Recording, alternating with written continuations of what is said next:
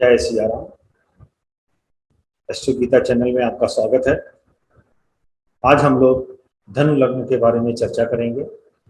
ये गुरु बृहस्पति की पहली लग्न है, अग्नि तत्व है, दे स्वभाव राशि है। तो चलते हैं धनु लग्न। धनु लग्न राशि व्रत का 9वां खंड है। आदि शक्ति के आशीर्वाद के कारण ये लगन अध्यात्म और ज्ञान के भाव से जानी जाती है। अर्ध मानव और अर्ध पुरुष, माफ करेगा, अर्ध पशु का प्रतीक जातक को पशुवत व्यवहार से ज्ञान की तरफ ले जाता है। लक्ष्य लेकर चलना इस लगन का मूल मंत्र है। पर जब यही लक्ष्य का तत्व ज्यादा बढ़ जाता है तो जातक निरंकुश हो जाता है और सर्वनाश की ओर आगे बढ़ता है।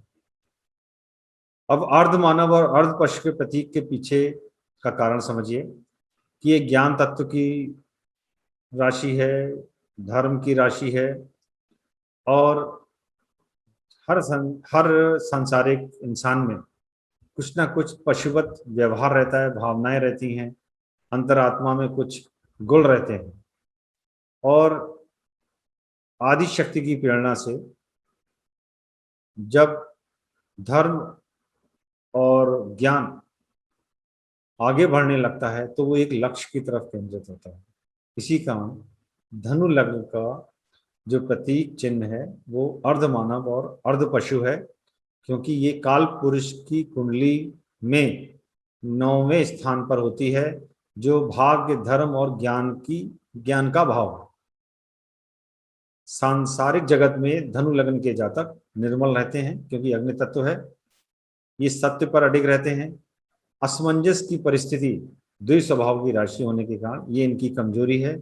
पर ज्ञान और धार्मिक तत्व की ओर अगर जातक अग्रसर है तो यही असमंजस की परिस्थिति लक्ष्य के रूप में अवतरित होती है। त्याग, दान, कोमल हृदय, सामने वाले व्यक्ति पर जल्दी भरोसा करने के कारण ये जातक धोखेबाजी का शिकार होते हैं। ये इनकी कमजोरी है जिस पे इनको काम करना चाहिए। अब दूसरे भाव की तरफ चलते हैं। दूसरे भाव में मकर राशि है। शनिदेव देवता हैं। शनि और गुरु आपस में सम है। ये अग्नि तत्व की राशि है, ये पृथ्वी तत्व की राशि है। दोनों में आपस में मेल नहीं है। तो जवान जो है वो खरी है। अच्छे शब्दों का प्रयोग थोड़ा कम मिलेगा। और शनि प्रधान कुंडली अगर है तो हो सकता है कि जातक बहुत कम बोले, क्योंकि अगर यहाँ का मालिक लगन में आकर बैठ गया तो जातक सारी बातें अपने दिल के अंदर रखने वाला होगा, बहुत कम बोलेगा। अग्नि तत्व तो विद्यमान रहेगा ही रहेगा, पर वाणी कम हो जाएगी। क्यों? क्योंकि पहला भाव, ये भाव, इस दूसरा जो वाणी का भाव है उसका 12वां है। तो बोलने की क्षमता यहाँ कम हो जाती है। गूंगा नहीं होगा पर कम हो जाएगी। तीसरे भाव में आते हैं। यहाँ पर ज्ञान तत्व की राशि है। शनि इनके मालिक हैं। वायु तत्व है, ये पृथ्वी तत्व है, आपस में सम है। ज्ञान तत्व की राशि के कारण इनके जो कर्म होंगे वो बौद्धिक रूप से परिपूर्ण होंगे, ऐसा आदि शक्ति ने इनको प्रदान किया है। शनि यहाँ पर अगर कुंडली में नीच भाव में है, 6, 8, 12 भाव में है, तो यही कर्म पतन की तरफ ले जाने के कारण भी बन सकते हैं। चौथे भाव में आते हैं। ये मीन राशि है, गुरु इसके स्वामी है। तो अग्नि तत्व ये रहा, पृथ्वी अग्नि तत्व ये रहा, जल तत्व ये रहा। दोनों में आपस में कोई मेल नहीं, दुश्मन नहीं, स्वामी एक है। तो डीएनए लेवल पर तो ये सुख अंदर महसूस करेंगे घर में, पर सांसारिक रूप में यहाँ पर जल तत्व होने के कारण, यहाँ पर पृथ्वी तत्व, अग्नि तत्व होने के कारण जो सुख है वो भाव बन के उड़ेगा, अनुभूतियां कम होंगी। वहीं अगर गुरु जो है वो अगर अच्छे भाव में बैठे हैं, क्रूर ग्रहों की दृष्टि या उनके साथ नहीं है, तो यही भाव बहुत ही अद्भुत वातावरण बनाएगा घर में, एक आश्रम का वातावरण बनेगा जहां पर लग्जरी सारी हो सकती है, पर ज्ञान की पराकाष्ठा हो, बातें जो होंगी ज्ञान पूर्वक होंगी, लोगों का आचार व्यवहार जो होगा वो शिष्ट होगा। घर होगा तो वो एक ज्ञान का परिचय बाहर से और अंदर के माहौल दोनों से देगा। पंचम भाव में जाते हैं, अग्नि तत्व की राशि है, uncontrolled energy, spiritual energy. Uncontrolled energy को स्पिरिचुअल एनर्जी जो है, ये अनकंट्रोल एनर्जी है, ये स्पिरिचुअल एनर्जी है। तो यहाँ पर गुरु मंगल की अनकंट्रोल एनर्जी को सही डायरेक्शन में लाने में सहयोग कर सकते हैं। पर जब हम मूल भाव में इसकी बात करें तो तार्किक शक्ति, बौद्धिक शक्ति अनडायरेक्शनल होगी। किसी भी प्रकार की सोच में जाने की क्षमता रखते हैं ये। अब वो पॉजिटिव है या नेगेटिव है, ये बात की बात है, कुतर्क भी यहां पर आएंगे। छठे भाव में आते हैं, वृषभ लग्न है, शुक्र इनके स्वामी है, ये अचर राशि है, पृथ्वी तत्व की राशि है, ये अग्नि तत्व की राशि है, दोनों में मेल नहीं है। स्वामी गुरु और शुक्र दोनों में मेल नहीं है, तो साहस के मामले में सपोर्ट कम होगा। ज्ञान और वाणी से तो साहसी दिखेंगे, पर अंदर से साहस कम होगा। रोग की क्षमता ज्यादा होगी, पृथ्वी तत्व से ज्यादा संबंधित रोग ज्यादा होंगे। क्योंकि शुक्र की राशि है तो शुक्र एक शुभ ग्रह है, गुरु भी शुभ ग्रह है, तो मातृ पक्ष से संबंध ठीक रहेंगे, पालतू पशुओं से प्रेम रहेगा, कंपटीशन की भावना। तो या तो इस लगन के जातक किसी प्रकार का प्रयास नहीं करेंगे, और अगर प्रयास करेंगे तो फिर पूरी दम लगा देंगे, फिर उनको कोई भी पीछे हटा नहीं सकता। तो ये इस लगन की विशेषता है कि प्रयास करें। सप्तम भाव में आते हैं, ये द्वितीय स्वभाव राशि है, ये भी द्वितीय स्वभाव राशि है, ये ज्ञान की है, ये सात्विक है, ये सात्विक नहीं है, ये वायु तत्व है। यहाँ पर बुध स्वामी है, तो राजसी तत्व आता है क्योंकि वो राजकुमार है, यहाँ सात्विक तत्व आता है। तो दोनों में आपस में एक अंडरस्टैंडिंग की कमी है।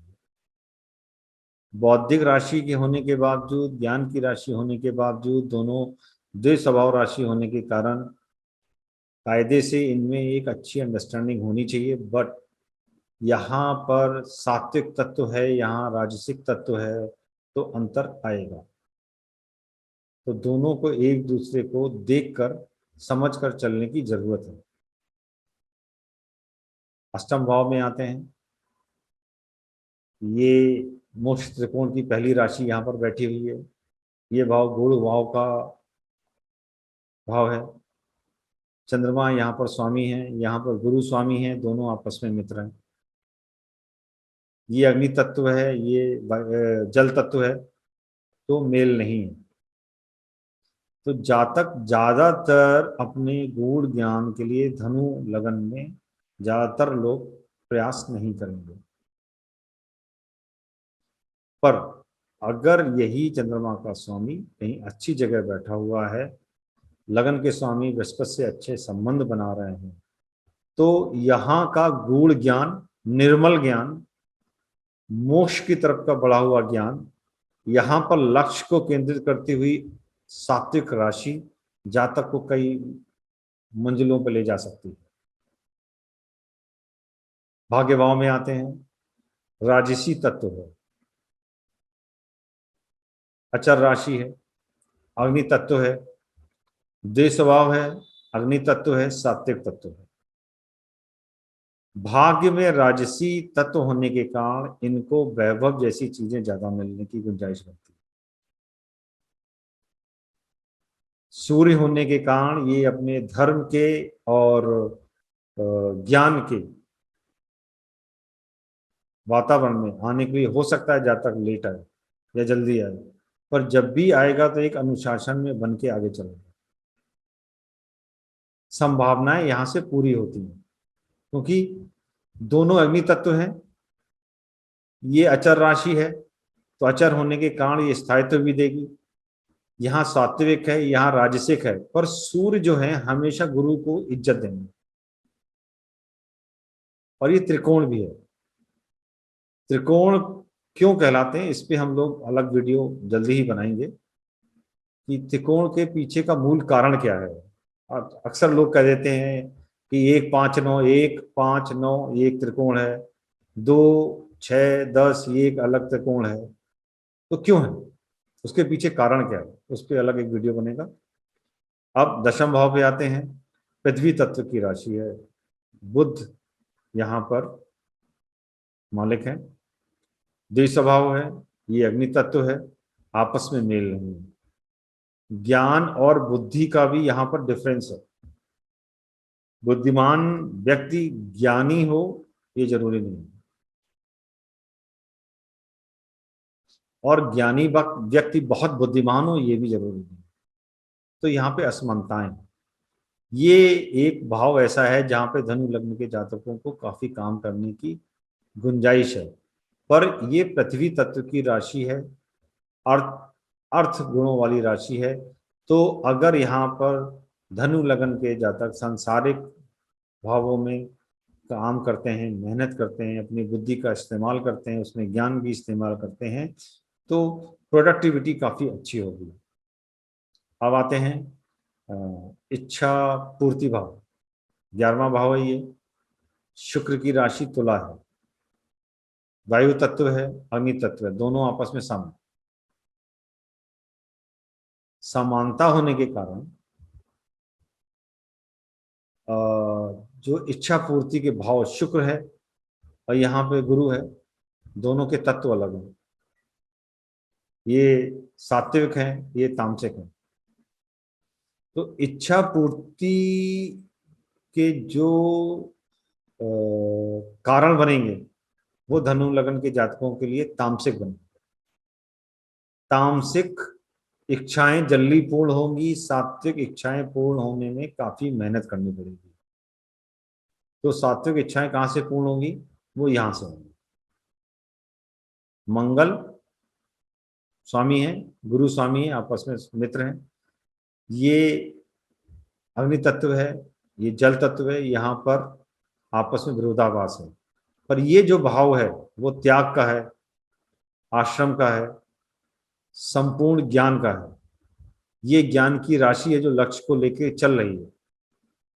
तो अगर जैसा मैं अभी बोल रहा था कि यहाँ पर तामसिक इच्छा पूर्तियां ज्यादा होंगी, तो सात्विक इच्छा पूर्तियों के लिए यहाँ पर वृश्चिक राशि और यहाँ पर धनु राशि आपस में बहुत अच्छा सामंजस्य बैठा सकते हैं।